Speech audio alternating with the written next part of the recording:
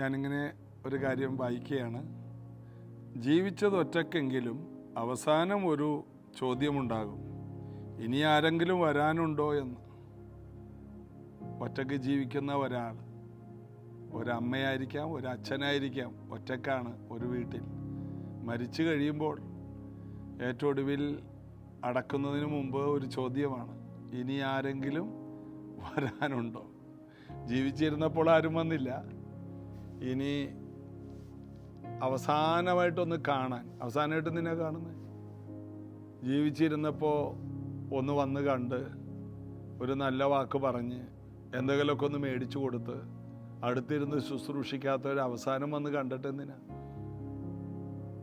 അവസാനം വന്ന് മരിച്ചു കഴിയുമ്പോൾ നല്ല വാക്ക് പറയുന്നതിനേക്കാൾ ജീവിച്ചിരിക്കുമ്പോൾ.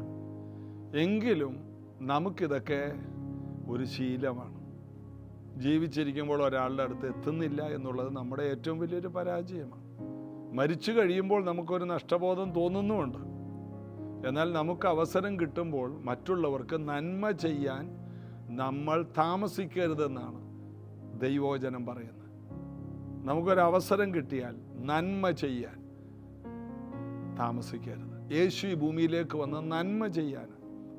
അപ്പോസ്തല പ്രവൃത്തി 10:38 പറയുന്നു, നസ്രയനായ യേശുവിനെ ദൈവം പരിശുദ്ധാത്മാവിനാലും ശക്തിയാലും അഭിഷേകം ചെയ്തു. അവൻ നന്മ ചെയ്തും രോഗികളെ സൗഖ്യമാക്കിയും ഭൂതങ്ങളെ പുറത്താക്കിയും സഞ്ചരിച്ചതുമായ കാര്യങ്ങൾ. അതാണ് പൗത്രോസ് കൊർന്നേലിയോസിൻ്റെ വീട്ടിൽ പ്രസംഗിച്ച് തുടങ്ങിയത്. നന്മ ചെയ്തു. എന്തിന്? ഈ ഭൂമിയിലേക്ക് യേശു വന്നത് നന്മ ചെയ്യാനാണ്. നമുക്ക് ചെയ്ത ഏറ്റവും വലിയ നന്മ നാം യേശുവിനെ സ്വീകരിച്ച് മക്കളായി മാറി. അതിനുവേണ്ടി യേശു എന്ത് ചെയ്തു? നമുക്ക് വേണ്ടി ജീവനെ തന്നു. യേശു ഈ ഭൂമിയിലായിരുന്നപ്പോൾ എങ്ങനെയെല്ലാം നന്മ ചെയ്യാമോ അതായിരുന്നു യേശുവിൻ്റെ ദാഹം. അതുകൊണ്ട് യേശു പറഞ്ഞത്, ഞാൻ ഇന്നും നാളെയും ഭൂതങ്ങളെ പുറത്താക്കി 3-ാം നാളിൽ ഞാൻ സമാപിക്കും. ഇന്നും നാളെയും കൂടി ഞാനത് ചെയ്യും. മറ്റന്നാൾ 1-2 ദിവസം. അപ്പം യേശുവിന് 3 ദിവസമേ ബാക്കിയുള്ളൂ. എന്നാൽ യേശു ഇങ്ങനെ പറഞ്ഞു, ഞാൻ ഇന്നും നാളെയും ഭൂതങ്ങളെ പുറത്താക്കും. 3-ാം നാളിൽ ഞാൻ സമാപിക്കും. ഞാൻ സമാപിക്കുന്നതിന് മുമ്പ് എത്രത്തോളം നന്മ ചെയ്യാമോ അത്രത്തോളം ഞാൻ നന്മ ചെയ്യും. നമ്മൾ ബൈബിളിൽ വായിക്കുന്നു, യേശു ഈ ലോകം വിട്ടു പോകുന്നു എന്ന് യേശുവിന് മനസ്സിലായപ്പോൾ ശിഷ്യന്മാരെ വളരെയധികം സ്നേഹിച്ചെന്ന്.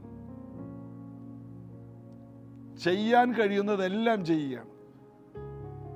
അപ്പോൾ നമുക്ക് എന്തെല്ലാം ചെയ്യാൻ കഴിയും അതെല്ലാം ബെസ്റ്റായിട്ട് ചെയ്യാം. കഴിഞ്ഞ ദിവസം ഹെവൻലി വിസ്റ്റിലെ തോമസ് കുട്ടി ബ്രദർ എന്നോട് പറഞ്ഞു, ഈ ദിവസങ്ങളിൽ അദ്ദേഹത്തിൻ്റെ ഉള്ളിൽ ഒരു ചിന്ത വന്നിട്ടുണ്ട്. അതായത് ഓരോ ദിവസവും തീരുന്നതിന് മുമ്പ് ഓരോ ദിവസത്തെ കണക്ക് ക്ലോസ് ചെയ്യണം. കാരണം ഇന്നാണ് യേശു വരുന്നതെങ്കിലോ അങ്ങനെ ജീവിക്കാനൊന്ന് പരിശീലിച്ചെങ്കിൽ ഓരോ ദിവസം കിടക്കുന്നതിന് മുമ്പ് കർത്താവ് ഇന്നാണോ വരുന്നത്, അങ്ങനെ ചെയ്യുകയാണെങ്കിൽ ആരോടും ഭൂമിയിൽ വഴക്കോ പിണക്കോ കയ്പോ ഉണ്ടാകത്തില്ലെന്ന്. ഈ വഴക്കും പിണക്കവും വെച്ചുകൊണ്ടിരിക്കുന്നതിനാണ്. അവൾ ഇങ്ങോട്ട് വരട്ടെ, അവൻ ഇങ്ങോട്ട് വരട്ടെ, എന്നോട് മിണ്ടട്ടെ, എന്നിട്ട് ഞാൻ അങ്ങോട്ട് മിണ്ടാം. എന്നാൽ യേശു ഇന്ന് രാത്രി വരികയാണെങ്കിലോ? അപ്പോൾ നമ്മുടെ ജീവിതത്തിൽ ഓരോ ദിവസത്തെ അക്കൗണ്ട് ക്ലോസ് ചെയ്യണം. ഓരോ ദിവസവും നന്നായിട്ട് ജീവിച്ച് അവസാനിപ്പിക്കണം. അപ്പോൾ തോമസ് കുട്ടി ബ്രദർ ആ കാര്യം കഴിഞ്ഞ ദിവസം എന്നോട് സംസാരിച്ചപ്പോൾ ഞങ്ങളിങ്ങനെ കുടുംബമായിട്ട് ഇങ്ങനെ കേട്ട്, അതൊരു വലിയ കാര്യമാണ്. അതിനാണ് എല്ലാവരെയും വിളിച്ചത്. നമുക്ക് മുമ്പുണ്ടായ തലമുറയിലെ ദൈവദാസന്മാരിങ്ങനെയായിരുന്നു. അവർക്ക് ഈ ഭൂമിയിലൊന്നും ഇല്ലായിരുന്നു. അതുകൊണ്ട് ഓരോ ദിവസം അക്കൗണ്ട് ക്ലോസ് ചെയ്ത് ഓലഷെഡിൽ കിടന്ന് ഉറങ്ങണം. ചാണകം മെഴുകിയ തറയിൽ കിടന്ന് റാന്തൽ വിളക്ക് ഒന്ന് അമർത്ത് ഓഫ് ചെയ്യുന്നതിന് മുമ്പ് അല്ലെങ്കിൽ ഊതി കിടത്തുന്നതിന് മുമ്പ് അവരങ്ങനെ പ്രാർത്ഥിച്ച് കിടക്കുമായിരുന്നു. ഇന്നിപ്പോൾ നമുക്ക് സൗകര്യങ്ങളൊക്കെ കൂടി. അതുകൊണ്ട് നമുക്ക് നാളുകളിൽ ഇനിയും ഉണ്ട് എന്നുള്ളൊരു ധൈര്യം ഉള്ളത് കൊണ്ട് അത് നല്ലതാണ്. ആശിക്കുന്നതിൻ്റെ ഉറപ്പും കാണാത്ത കാര്യങ്ങൾ നിശ്ചയം. എന്നാൽ അത് പലപ്പോഴും നമ്മുടെ ജീവിതത്തിൽ ഒത്തിരി പേർക്ക് ക്ഷമിക്കാൻ കഴിയാത്ത, ഇനി സമയമുണ്ടല്ലോ എന്ന് വിചാരിക്കും. എന്നാൽ ഒരുപക്ഷെ സമയം ഉണ്ടാകാതെ പോകാം. അതുകൊണ്ട് വളരെയധികം നാം സൂക്ഷിക്കണം, ദൈവത്തിൻ്റെ കൈകളിൽ ആശ്രയിക്കണം.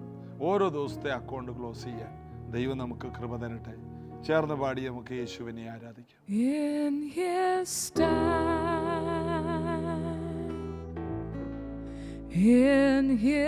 time, he makes all things beautiful. In his time, Lord, please show me every day as you're teaching me your way, that you do just what you say in your time. Lord, please show me every day as you're teaching me your way, that you do just what you say in your time. In your time. In your time. You make all things beautiful. In your time. Lord, my life to you I bring. May each song I have to sing be to you a lovely thing. In your time. Lord, my life to you I bring. May each song I have to sing be to you a lovely thing. In your time. Do something new in my life, something new in my life, something new in my life. Oh Lord, do something new in my life, something new in my life, something new in my life.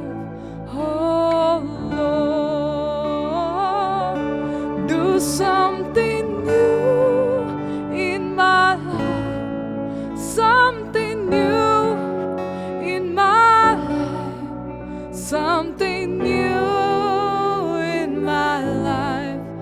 Oh Lord, do something new in my life, something new in my life, something new in my life. Oh Lord. യോഹന്നാന്റെ സുവിശേഷം 15-ാം അധ്യായത്തിൻ്റെ 7-ാമത്തെ വാക്യത്തിൽ, നിങ്ങൾ എന്നിലും എൻ്റെ വചനം നിങ്ങളിലും വസിച്ചാൽ നിങ്ങൾ ഇച്ഛിക്കുന്നത് എന്തെങ്കിലും അപേക്ഷിപ്പിൻ, അത് നിങ്ങൾക്ക് കിട്ടും. ഫലം ഉണ്ടാകുമെന്ന്. നിങ്ങൾ എന്നിലും, എൻ്റെ വചനം നിങ്ങളിലും. ഞാൻ മുന്തിരിവള്ളി, നിങ്ങൾ കൊമ്പ്. അതായത് എന്നിൽ നിങ്ങൾ നിന്നാൽ മതി. യേശു എന്താ മനസ്സിലാക്കി തരുന്നത്? എന്നിൽ എങ്ങനെയാണ് വസിക്കുന്നത്? എൻ്റെ വചനത്തിൽ നിങ്ങൾ വസിക്കണം. നിങ്ങളുടെ ഹൃദയം മുഴുവൻ എൻ്റെ വചനം കൊണ്ട് നിറക്കണം. നിങ്ങളുടെ ഹൃദയത്തിൽ, നിങ്ങളുടെ ഉള്ളിൽ മുഴുവനും എൻ്റെ വചനമാണെങ്കിൽ നിങ്ങൾ ചിന്തിക്കുന്നത് മുഴുവൻ ഇതാണ്. അപ്പോൾ നിങ്ങൾക്ക് പാപം ചെയ്യാൻ കഴിയില്ല. പാപം ചിന്തിച്ചാലല്ലേ പാപം ചെയ്യാൻ കഴിയൂ. ഒരു കള്ളൻ പെട്ടെന്നാണോ മോഷ്ടിക്കുന്നത്? ഇല്ല, പ്ലാൻ ചെയ്യുകയാണ്. ഒരു കൊള്ളക്കാരൻ പ്ലാൻ ചെയ്യുകയാണ്. ഒരു കൊലപാതകൻ പ്ലാൻ ചെയ്യുകയാണ്. പെട്ടെന്ന് പോകുന്ന വഴിക്ക് ഒരാളെ കൊല്ലാൻ പറ്റുമോ? ഇല്ല. അത് ബോധമില്ലാത്തവർ ചെയ്യുന്നുണ്ട്, ഇല്ലെന്നല്ല.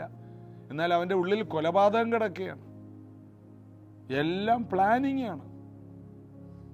എല്ലാ ദുഷ്ടതയുടെയും പുറകിലൊരു പ്ലാനുണ്ട്. എല്ലാ നല്ലതിൻ്റെ പുറകിലും നല്ല പ്ലാനുകളുണ്ട്. നല്ല പ്ലാനുകൾ ദൈവവചനത്തിൽ നിന്നാണ് ഉണ്ടാകുന്നത്. ബൈബിൾ ഒത്തിരി നല്ല മനുഷ്യരെ പണിതെടുക്കുന്നു. ബൈബിൾ വിശുദ്ധന്മാരെ വാർത്തെടുക്കുന്നു. ബൈബിൾ നീതിമാന്മാരെ വാർത്തെടുക്കുന്നു. ബൈബിൾ ദൈവത്തിൻ്റെ പുരുഷന്മാരെ ഉണ്ടാക്കുന്നു. ബൈബിൾ അപ്പോസ്തലന്മാരെയും പ്രവാചകന്മാരെയും സുവിശേഷകന്മാരെയും വലിയ ശുശ്രൂഷകന്മാരായ ഇടയന്മാരെയും അതുപോലെ തന്നെ വലിയ ഉപദേഷ്ടാക്കന്മാരെയും വാർത്തെടുക്കുന്നു. എഫേസ്യർ 4:11 അങ്ങനെ പറയുന്നു. അവൻ സഭയിൽ ചിലരെ അങ്ങനെ തിരഞ്ഞെടുത്താക്കുന്നു. എങ്ങനെയതാകുന്നത്? ചർച്ചിലെ സമയത്ത് വരെയോ ദൈവത്തോട് ബന്ധമില്ലാതെ കൂട്ടായ്മയില്ലാതെ ബൈബിൾ വായിക്കാതെ നടക്കുന്നവരിലല്ല ഇതെല്ലാം ഉണ്ടാകുന്നത്. ദൈവത്തോട് കൂടുതൽ അടുത്ത് വസിക്കുന്നവരിൽ നിന്നാണ് ഇതെല്ലാം എഴുന്നേറ്റ് വരുന്നത്. എവിടെ നോക്കിക്കോ, ദൈവത്തോടു കൂടെ സമയം ചെലവഴിച്ചവരാരാണ്? അവർ ശക്തരായിട്ടുണ്ട്. അവരെല്ലാം ദൈവത്തിൽ മാത്രമായിരുന്നു. ജോൺ വെസ്ലി എന്ന് പറയുമ്പോൾ ഇംഗ്ലണ്ടിനെ കീഴ്മേൽ മറിച്ച ശക്തനായ ഒരു ദൈവദാസൻ. കുതിരപ്പുറത്ത് ചന്ദ്രനിൽ പോയിട്ട് തിരിച്ചു വരുന്ന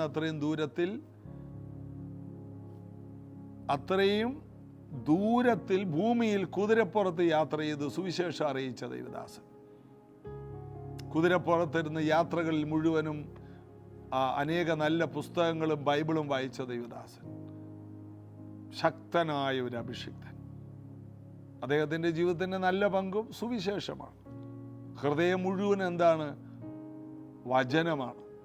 എൻ്റെ ഹൃദയം ശുഭവചനത്താൽ കവിയുന്നു, എൻ്റെ കൃതി രാജാവിന് വേണ്ടിയുള്ളത് എന്ന് നാം അതിൽ വായിക്കും. മറ്റൊരു ദൈവദാസനാണ് സ്മിത്ത് വിഗിൾസ്വർത്ത്. അദ്ദേഹം പറഞ്ഞത്, ബൈബിളില്ലാതെ നിങ്ങൾ എന്നെ കണ്ടാൽ ഞാനൊരു 100 പൗണ്ട് നിങ്ങൾക്ക് തരാം. എവിടെ പോയാലും കയ്യിൽ ബൈബിളാണ്. ഭക്ഷണം കഴിക്കുമ്പോൾ 3 തരത്തിൽ പ്രാർത്ഥിക്കാറുണ്ട്. തുടക്കത്തിലൊരു പ്രാർത്ഥന, അത് കഴിഞ്ഞ് അടുത്ത ഒരു കോഴ്സിന്, അതായത് അവിടുത്തെ ഭക്ഷണം എന്ന് പറഞ്ഞാൽ ആദ്യം സൂപ്പ്, പിന്നെ പ്രധാന വിഭവം, ഏറ്റവും ഒടുവിൽ മധുരം. നമ്മുടെ നാട്ടിലെ ഏകദേശമൊക്കെ അങ്ങനെയുണ്ട്. അപ്പോൾ സൂപ്പ് കഴിക്കുമ്പോൾ ഒരു പ്രാർത്ഥന, അത് കഴിഞ്ഞ് അടുത്ത വിഭവം കഴിക്കുന്നതിന് മുമ്പ് ഒരു ചാപ്റ്റർ വായിച്ച് വീണ്ടും പ്രാർത്ഥന, ഒടുവിൽ സ്വീറ്റ് കഴിക്കുമ്പോൾ വീണ്ടും ബൈബിൾ വായിച്ചു പ്രാർത്ഥന. ഇത് ജീവിതശൈലിയാക്കി. അതുകൊണ്ട് കർത്താവിൽ വസിച്ച മനുഷ്യൻ, സ്കൂൾ വിദ്യാഭ്യാസമില്ലാത്ത മനുഷ്യൻ, ബൈബിൾ വായിക്കാൻ മാത്രം എഴുതാനും വായിക്കാനും പഠിച്ചൊരു മനുഷ്യൻ ആ പട്ടണത്തെ കീഴ്മേൽ മറിച്ചില്ലേ? ഇന്നും ലോക ചരിത്രത്തിലെ എല്ലാ ദൈവദാസന്മാർക്കും, പിന്നീട് ജീവിച്ച എല്ലാ ദൈവദാസന്മാർക്കും പ്രചോദനമായ ഒരു ദൈവപുരുഷൻ. എന്താ കാര്യം? അദ്ദേഹം വചനത്തിലായിരുന്നു. നിങ്ങൾ എന്നിലും എൻ്റെ വചനം നിങ്ങളിലും വസിച്ചാൽ, അത്രയേ ഉള്ളൂ. അതാണ് ഏറ്റവും വലിയ റിസൾട്ട്. നിങ്ങൾ ഇച്ഛിക്കുന്ന എന്തെങ്കിലും അപേക്ഷിപ്പേ. പിന്നെ ആഗ്രഹങ്ങൾ മാറിപ്പോകും. കർത്താവിൽ വസിക്കുന്നവനെ തെറ്റായ ആഗ്രഹങ്ങളൊക്കെ അതിനു മുമ്പുണ്ടെങ്കിൽ അതെല്ലാം മാറും. ആഗ്രഹങ്ങളെ പോകും. പുകവലിക്കാനുള്ള ആഗ്രഹം, അതെപ്പോഴേ ബൈബിൾ വായിക്കാൻ തുടങ്ങുമ്പോഴേ പോകും. എനിക്കങ്ങനെ പോയതാ. മദ്യപിക്കാനുള്ള ആഗ്രഹം പോയി. ലോകത്തിൻ്റെ ചിന്തകൾ പോയി. എന്താ കാരണം? വചനം ഉള്ളിൽ വസിക്കാൻ തുടങ്ങുമ്പോൾ തെറ്റായ ആഗ്രഹങ്ങൾ പോവും. പിന്നെ നല്ല ആഗ്രഹങ്ങളായിരിക്കും, വലിയ ആഗ്രഹങ്ങളായിരിക്കും. കാരണം വലിയ ദൈവത്തെക്കുറിച്ചല്ലേ ധ്യാനിക്കുന്നത്. അപ്പോൾ ചെറിയ കാര്യം എങ്ങനെ ചോദിക്കും? ഇസഹാക്ക് ആണ്ടിൽ വിതച്ചവന് 100 മേനി വിളവ് കിട്ടി. ആ രാജ്യത്തെ ഏറ്റവും വലിയ മഹാനായിട്ട് അവൻ തീർന്നു. രാജാവ് അവനെ ബഹുമാനിച്ചത്. അപ്പോൾ ചെറിയ ചെറിയ ചിന്തകൾ മാറി. ഒരു ഒരു ഒരു ഒരു ഒരു 4 കെട്ടി കിടക്കുന്ന ചിന്തകളെ പുറത്തു വരും. ഒരു രാജ്യത്തെ തൊടുന്ന കാര്യങ്ങളൊക്കെ പിന്നീട് ചിന്തയിൽ വരും.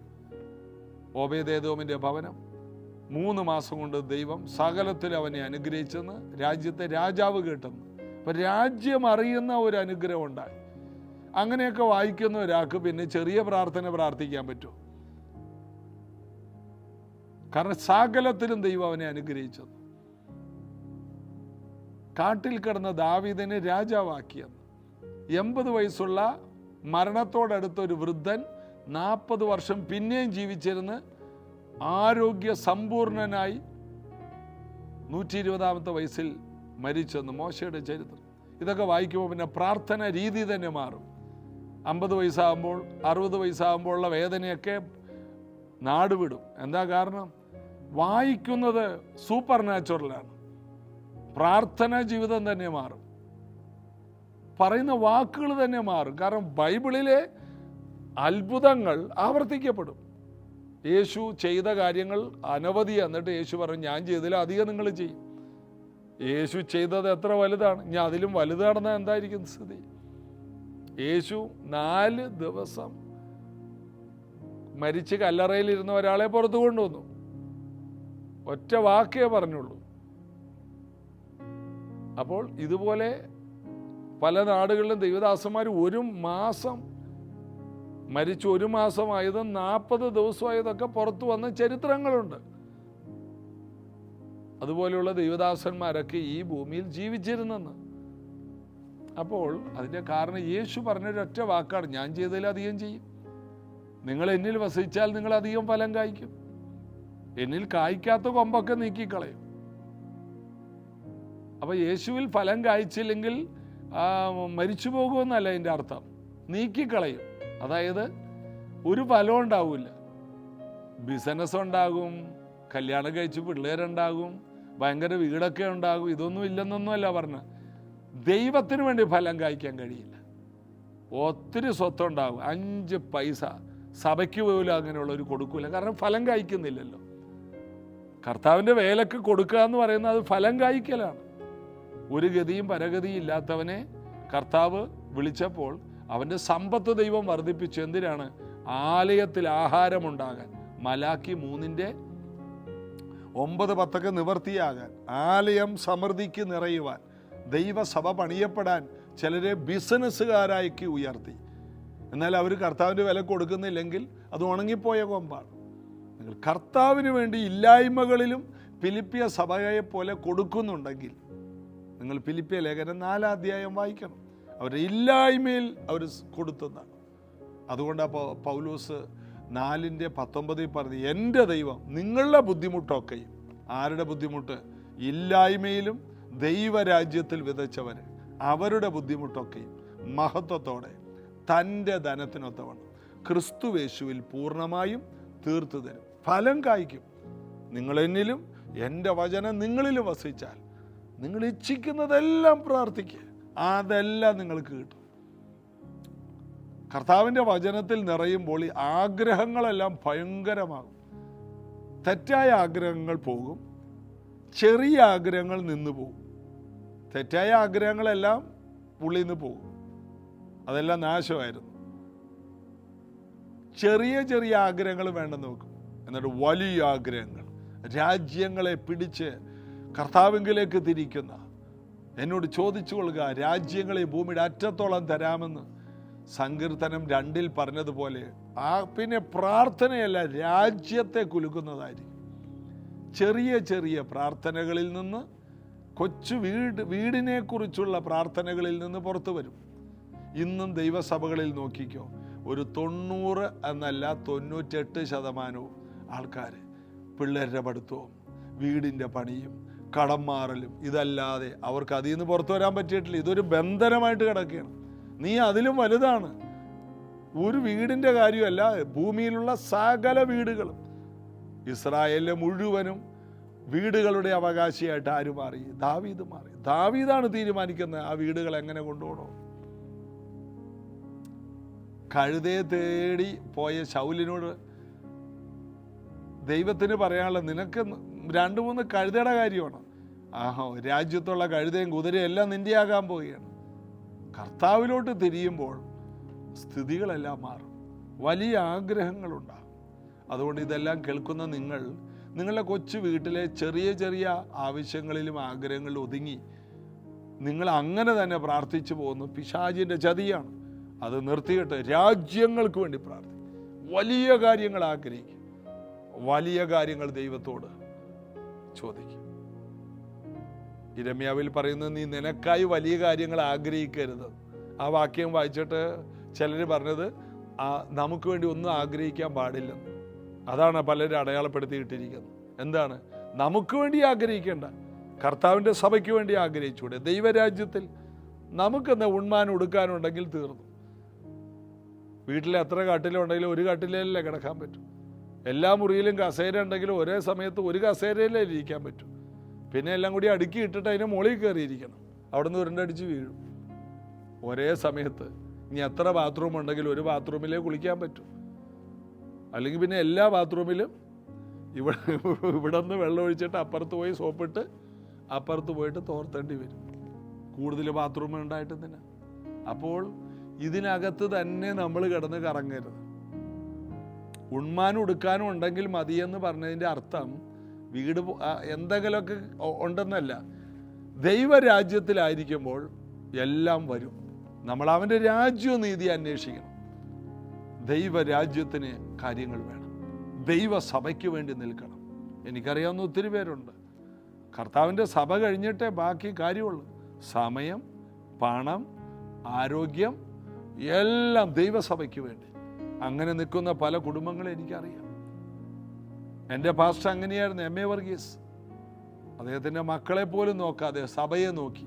അതുകൊണ്ട് അദ്ദേഹത്തിൻ്റെ മക്കൾ രണ്ടുപേരും അദ്ദേഹത്തെക്കാൾ ശ്രേഷ്ഠരായിട്ട് മാറി.